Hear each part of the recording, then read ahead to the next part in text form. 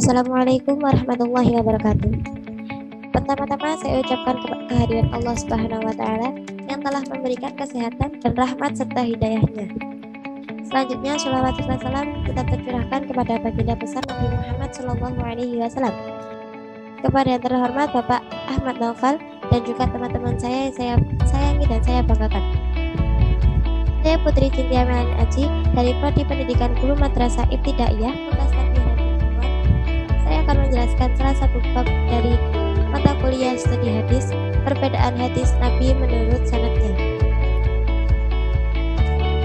Sanad bentuk jamaknya adalah asanid atau sanadat, adalah sandaran atau yang bersandar, atau bisa juga yang dipercayai sebagai pegangan. Sanad menurut istilah merupakan jalan menuju matan atau sebagai jalannya para perawi dari mufrij sampai sahib al-matan, yaitu orang yang pertama mengeluarkan pernyataan, bisa saja dari Rasulullah SAW yang disebut sebagai hadis marfu, atau sahabat Nabi yang disebut hadis mauquf, atau generasi setelah sahabat Nabi yaitu hadis mauquf. Biasanya di dalam ilmu hadis, sanad bisa saja disebut sebagai isnad. Membedakan hadis-hadis Nabi dari segi kuantitas sanadnya. Beberapa ulama mempunyai perbedaan pendapat tentang perbedaan hadis Nabi dari segi kuantitas sanadnya. Di antara mereka ada yang membagi menjadi beberapa bagian, yaitu hadis mutawatir, hadis ahad, dan hadis masyhur. Sekelompok ulama menyebutkan bahwa hadis masyhur tidak termasuk dalam hadis ahad, itu menurut ulama masyhur. Namun, sebagian kelompok ulama usul dan ulama kalam menyebutkan bahwa hadis masyhur termasuk dalam hadis ahad. Seperti dalam penjelasan Hasbi Asyidki, beliau mengatakan bahwa hadis mutawatir itu kebanyakan yang dipercayai oleh ahli usul, dan kebanyakan ulama hadis hanya membagi menjadi dua saja, yaitu hadis mutawatir dan tidak mutawatir, yaitu hadis ahad. Maka dari itu bisa kita simpulkan bahwa hadis masyhur termasuk ke dalam hadis ahad. Definisi hadis mutawatir. Hadis mutawatir adalah hadis yang dari segi jumlah ia paling banyak perawinya di setiap sanadnya. Maka dari itu akan terlihat kecil kesalahan yang ada karena sangat diyakini kebenarannya. Hadis mutawatir benar berasal dari Rasulullah SAW. Bahkan hadis mutawatir disebut juga qai'ul wurud, sesuatu yang pasti datangnya. Selain itu, hadis mutawatir merupakan hadis yang di setiap sanadnya tidak mempunyai batasan, sampai sekiranya mustahil bagi mereka untuk berbohong, dengan syarat yang bersandar hingga Rasulullah SAW terhadap penglihatan, pendengaran maupun syaratnya. Juga tentang kebenaran hadis mutawatir disepakati oleh ulama Hanafiyah dengan tidak menyisakan kebohongan sedikit pun. Karena kebenaran yang mutlak, ulama Hanafiyah memasukkan hadis mutawatir sebagai hadis yang dapat digunakan ketika dalam keadaan darurat, yaitu mendapatkan sebuah pengetahuan tanpa usaha. Maksudnya adalah ketika kita membutuhkan untuk menambah wawasan, kita dengan mudah mendapatkan hadis mutawatir. Tentang kebenarannya yang mutlak, ia dijadikan sebagai hadis yang sahih, mendapatkan pengetahuan tanpa melakukan usaha.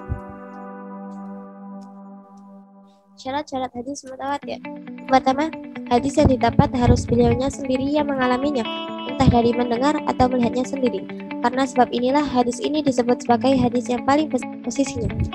Yang kedua, dari segi perawinya, jumlahnya melewati batas, maka itu yang disebabkan akan mustahil jika mereka untuk berbohong. Adapun jumlah bilangan yang ditentukan, setiap ulama memiliki beberapa perbedaan pendapat. Yang pertama, Abu Thayyib menetapkan minimal 4 orang. Yang kedua, sebagian kelompok Syafi'i menetapkan minimal 5 orang. Yang ketiga, sebagian ulama menetapkan minimal 20 orang. Sebagian ulama yang lainnya ada yang menetapkan minimal 40, minimal 10, minimal 15, dan lainnya. Yang ketiga, adanya hubungan berkesinambungan jumlah perawi hadis antara tokoh pertama dengan yang lainnya. Inilah yang dimaksud di setiap tingkatan tokohnya terdapat orang yang merawikan hadis tersebut. Jenis-jenis hadis mutawatir. Para ahli hadis membagi hadis mutawatir menjadi dua bagian, yaitu hadis mutawatir lafzi dan hadis mutawatir maknawi. Hadis mutawatir lafzi adalah hadis yang antar makna dan lafaz mempunyai kesamaan riwayat yang satu dengan yang lainnya. Sedangkan hadis mutawatir maknawi adalah mempunyai perbedaan antara riwayat yang satu dengan yang lainnya, namun punya persamaan makna secara garis besar. Hadis mutawatir tidak diteliti tentang kekuatan hafalan atau dalilnya karena banyaknya jumlah rawi yang dapat menjamin kesepakatan untuk berdusta. Hadis mutawatir tidak menjadi perbincangan antara mardud atau makbul suatu hadis. Namun selain kedua jenis hadis mutawatir itu, ada juga yang menambahkan, yaitu hadis mutawatir amali. Perbedaannya tidak diriwayatkan namun diyakini sebagai sumber dari Rasulullah Shallallahu Alaihi Wasallam, seperti cara pelaksanaan sholat, manasik haji, cara berwudu, dan lain-lain. Definisi hadis ahad. Hadis ahad adalah para perawinya yang tidak sampai seperti hadis mutawatir, tidak memenuhi syarat-syarat hadis mutawatir, tidak memenuhi derajat hadis mutawatir. Menurut definisi singkat, hadis ahad adalah hadis yang tidak memenuhi syarat-syarat hadis mutawatir. Definisi ini dipercayai oleh para ulama yang membaginya menjadi dua bagian, yaitu hadis mutawatir dan hadis ahad. Namun, bagi para ulama yang membaginya menjadi tiga bagian, yaitu hadis mutawatir, hadis ahad, dan hadis masyhur, beda lagi artinya, yaitu hadis yang diriwayatkan oleh satu orang atau lebih dari satu yang jumlahnya tidak memenuhi syarat hadis mutawatir maupun hadis masyhur. Hadis mutawatir, ketetapannya yang benar kata tersebut, yaitu dari Rasulullah Shallallahu Alaihi Wasallam, memberikan ilmu juga keyakinan yang mutlak kebenarannya. Jika hadis masyhur, yaitu tidak dari Rasulullah Shallallahu Alaihi Wasallam, namun dari para sahabat yang meriwayatkannya, juga memberikan ketenangan dan dugaan yang mendekati keyakinan. Sedangkan hadis ahad tidak memberikan keyakinan maupun ketenangan, melainkan dugaan. Dari segi kuantitas hadis ahad mempunyai tiga bagian, yaitu hadis masyhur, hadis gharib, dan hadis aziz. Definisi hadis masyhur atau hadis populer. Hadis ini bisa saja disebut sebagai hadis yang mutawatir, namun ada beberapa yang tidak memenuhi syarat, namun juga ada yang beberapa ciri-ciri hadis ahad. Hadis ini diriwayatkan oleh 3 perawi atau lebih. Hadis ini juga disebut sebagai tumaninah al-qalbu, kebenarannya menenangkan hati. Maka dari itu, ulama Hanafiyah mengambil ini karena ketenarannya, yang dapat membedakan di antara mereka adalah sempurna atau ketidaksempurnaannya. Seperti misalnya hadis mutawatir yang tidak diragukan lagi kesempurnaannya, namun masyhur mempunyai keraguan. Yang kedua, hadis mutawatir masuk kategori sebagai hadis darurat, namun hadis masyhur masuk kategori ilmu al-iktisab, yaitu masih membutuhkan usaha untuk mencari kesahihan suatu hadis. Ada juga sebagian ulama fikih menyamakan masyhur dengan mustafid. Sebagian ulama lain membedakannya. Hadis mustafid mengharuskan adanya kesamaan jumlah perawi pada awal sanad dan ujungnya. Sedangkan hadis masyhur ia lebih bersifat umum. Syarat-syarat hadis masyhur. Syarat-syarat ini tidak terlalu dipentingkan karena ia hanya mempunyai satu sanad atau mempunyai lebih dari satu sanad, bahkan tidak mempunyai sanad.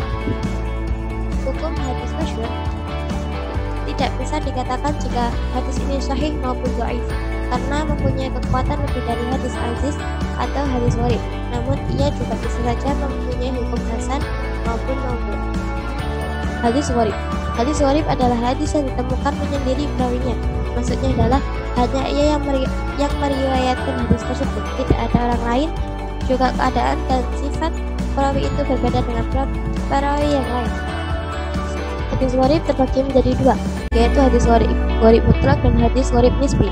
Hadis gharib mutlak adalah jika perawi yang sendiri itu dalam pribadinya terdapat pada satu tabaqat, maka hadis tersebut harus berada di tempat asli sanadnya, yaitu tabi'in, bukan sahabat, karena untuk ditelusuri sah atau tidaknya suatu hadis.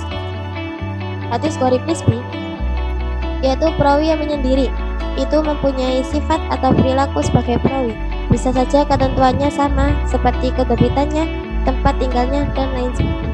Pada bagian hadis gharib ini, para ulama mengklasifikasinya kepada 4 macam, yaitu pertama, menyendirinya seorang perawi sikoh dalam periwayatannya.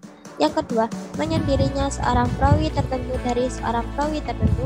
Yang ketiga, menyendirinya penduduk suatu negeri atau suatu daerah. Yang keempat, menyendirinya penduduk suatu negeri atau suatu daerah dari penduduk suatu negeri atau suatu daerah. Hadis aziz merupakan hadis yang diriwayatkan oleh satu perawi, entah itu dalam satu tobakoh atau Dalam satu tobako terdapat satu perawi dan tobako selanjutnya terdapat satu perawi lagi.